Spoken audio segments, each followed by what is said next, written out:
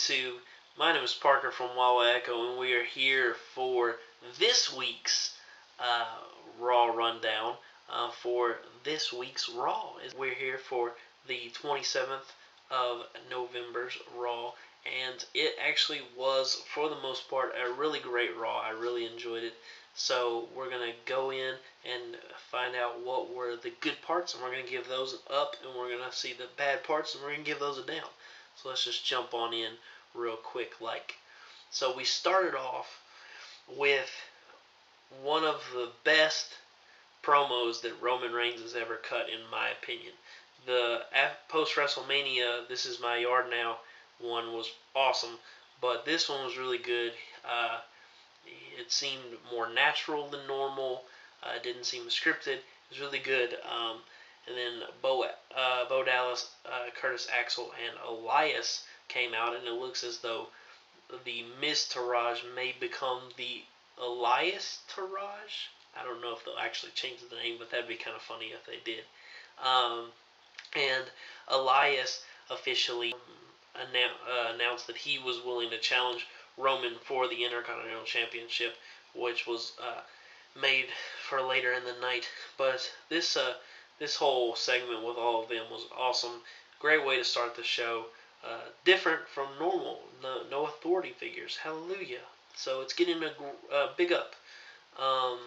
Then we had the first match of the night, which was Seth Rollins versus Cesaro. Their tag team partners were not there this week because apparently Sheamus was on his annual sabbatical to Ireland. Seth Rollins said it was a Irish Mohawk convention, which was great. And Dean Ambrose was on his honeymoon, apparently with Renee Young, so that's great. They finally got to go on their honeymoon, which is good. And they had a very long match, but it was amazing. It was so good, and it's getting a big up. There was so much back and forth. There was so much action. It was awesome. Cesaro and Rollins are both fantastic wrestlers. They're two of the best in the company, and this match was just awesome. And Rollins of course, won the match, which was good. And he announced that next week the Shield would be challenging for the tag team titles in their contractual rematch. And he just did a really good promo as well, interview. And that was all really great. And next, I'm going to kind of go against my ruling of ignoring all things cruiserweight for this next thing, and that I'm kind of not breaking the rule because the thing I'm talking about isn't about any of the cruiserweights. It's just the cruiserweights were in the situation. So for just to catch you up if you don't know, Enzo Amore is the cruiserweight champion, and he has his little group of 4 heel cruiserweights that he calls the Zo Train. That's like their name, like the Miztourage. And so Kurt Angle was talking to 4 face cruiserweights who were attacked by those heel cruiserweights the week before, and they were angry, and they said something about how the Zo Train was out of control or something like that. And Kurt Angle, his reaction was amazing. He's just like, what's a Zo Train? And like, just the delivery of it, it was great. Look it up if you haven't seen it. Kurt Angle has such great comedic timing. He's really good with being really funny, and it was really great, and I had to give it an up. So there's your cruiserweights for the week if you just had to have them. Unfortunately, we do kind of go into a negative part of the show, and that was a match between Samoa Joe versus Titus O'Neil. As you guys know, I'm a huge Samoa Joe fan, and so I was very sad about this match. Mostly because Samoa Joe kind of looked weak throughout most of it till the very end. Titus was kind of putting it to him. He was kind of outpowering him. It was really bad, and Titus is, to me, kind of clumsy clunky in the ring. I'm not sure. Not enjoyable. And then suddenly Samoa Joe got him in the Kimura lock and made him tap out. Um, I'm giving it a down. It just wasn't good. And I love Samoa Joe, but I just couldn't. I couldn't give up to it. And we're going to continue with the downs because I ignored this last week because I didn't think it would be any sort of recurring thing. But it showed up again this week, and I just can't ignore it. It's really bad. So this week and last week, Gallows and Anderson um, had like a little vignette, and they were promoting WWE Shop because of Black Friday and Cyber Monday. So hopefully it's over now because those will be done with after tonight. But just the way they were acting, it was so bad. Like, it's such a terrible way to use these two. They're amazing. If you've looked at any of their stuff in New Japan, really great. And I just hate how they're being utilized. I've said that before in other Raw rundowns, but it just keeps getting worse and worse to me. And we literally haven't seen another tag team do anything other than the Shield and the Bar in like forever. It's really bad, and so I really hate that they're just to me killing this like awesome team that could be that has been past tag team champions and could be in the contention for it, and they could be putting on great matches. So this is getting it down. It's really bad. And then we come to the segment. We were going to have a 3-on-3 women's tag match between Sasha Banks, Bayley, and Mickie James up against Paige, Mandy Rose, and Sonya Deville. And so Sasha comes out first, and then Mickie James' music hits, and she doesn't come out. And then Bayley's music hits, and she doesn't come out. And it's like, what's going on? And then the heels come out, Paige, Rose, and Deville. They come out, and they're like, oh, where are your friends? And it's like, okay, here they are. And the show's on the Titantron. Mickie James and Bayley both having been attacked, and they're injured and not going to be able to compete. And so they announce their faction name, and they're apparently going by Absolution, which to me is kind of a weird like name for something. I don't know. I know it's a word, but like it's just weird to like, oh look, it's Absolution. Like I don't know. To me, it's maybe I'll get used to it, and maybe I'll come to like it, but it's a little weird right now. But the group then told Sasha Banks that she had an opportunity right now. It was her only opportunity to join them. But if she didn't, she was against them, and she needed to make that choice. And Sasha, of course, chose to go against them, tried to attack, but was overcome by the sheer numbers and was beaten down. I'm going to give this up because it shows intelligence, which is a rarity in WWE. So you gotta give it its props when it does come about. It was very smart for the group to isolate the members of that they were going to go against and beat them down. Because why do you care about wrestling in a match when you could just beat them all up? And it was good. I like that. Next, we have a segment or match that I'm not. The more I've thought about it, the more unsure I am. It's Bray Wyatt versus Matt Hardy. To me, the match was just kind of okay. It was a little bad. The problem with it that I had was when Matt Hardy was brought back to WWE, I was really excited about the prospect of Broken Matt versus Bray Wyatt. Thought that could be an amazing feud. Now, with how Wyatt's been used as of late, I'm less sure of how awesome that feud would be, because I also thought the Finn Balor-Wyatt feud would be great, but it wasn't. So the fact that this match was just thrown together seemingly out of nowhere was a bit disappointing. And the match didn't have much going on for it that I enjoyed, and Matt did lose to Wyatt. Now, if this is the start of like the feud. If this is the start of the feud between the two of them, then that's okay.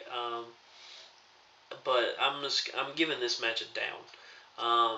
And then after the match was over, Matt seemed to kind of freak out a little bit, and he started doing delete thing, which he hadn't done any. I don't guess he's done for the last couple weeks. I guess they were kind of saving it up for this moment. But I don't know. Hopefully they're going to do it correctly with the whole broken thing. I'm not super confident. Just, I don't know. Hopefully they'll prove me wrong. I sure hope so. But as of right now, I'm hesitant and I'm worried about what's going to happen. So um, that's where we're at right now. We'll see in the future. Next, after some purple stuff, I don't know what that was about, we had Elias, who played his guitar for a little bit, and then he announced he was going to have Bo Dallas and Curtis Axel come and help him out, and Bo and Curtis pull out harmonicas and they start playing, and it was awesome. I really loved it. It was great. I thought it was awesome. I'm giving it an up. I just thought it was awesome. And then once it was over, the crowd started chanting, "We want Roman." And I was just like, what in the world? What the heck is going on? It's it's time. King Ross, or just Ross now, has been warning us for a long time. It's time for you to grab 2 of every animal and head for the border, because the end is nigh. Because the crowds are chanting, "We want Roman" now. Vince McMahon, he's just in his room thinking about that big sweaty man becoming over, and he's just. I'm gonna leave that to your imaginations. It's not good, probably though. But after that, Roman did come out, and they had their match for the Intercontinental Championship, and it was a really great match. Elias was really good. This is what I was hoping from Roman winning the championship. It seems like he's gonna kind of do what John Cena did with the U.S. title a few years back, and let people, kind of up and coming people, challenge him to kind of show what they're made of. And so I really like this. I think it's a great idea. And Elias just killed it. I thought he was amazing. I thought it was his best showing, his best match, in my opinion, since he's been on Raw. And I'm giving it up, obviously. Roman Reigns did end up winning and retaining his championship, which was pretty obvious, I think. But the match was still great. And as Roman was leaving, he was, waving to the crowd and all that stuff. And out from behind him comes Samoa Joe, and Samoa Joe chokes him out with his coquina clutch, and then he starts beating down on him. And refs and officials come out and pull him off, but then he goes back and beats on him more. And I'm giving this an up because I am glad for a little bit of redemption this episode for Samoa Joe. After that disappointing match earlier on, I thought this was great. It shows Samoa Joe at his best, in my opinion, and so it's great. And it's looking like the rivalry that we're getting for the Intercontinental Championship is Samoa Joe versus Samoa Joe. So, sounds pretty good to me. I think it'll be pretty great. And you can never have enough Samoan Josephs. So, we'll see. Next, we had Asuka versus Dana Brooke for the second week in a row. Now, last week I gave a down to their match.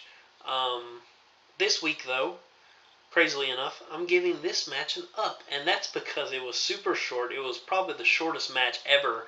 It was like 4 seconds. I heard Asuka did this amazing flip on Dana, and then they slammed down with her in the armbar, and Dana tapped immediately, and it was just really cool. It was really awesome, and that's the kind of stuff I want to see from Asuka. I want to see her do stuff that people don't do. Other people don't do that, and it was pretty great. And so I'm hoping to see more of that. So kudos to that. Kudos to Asuka. Kudos to them.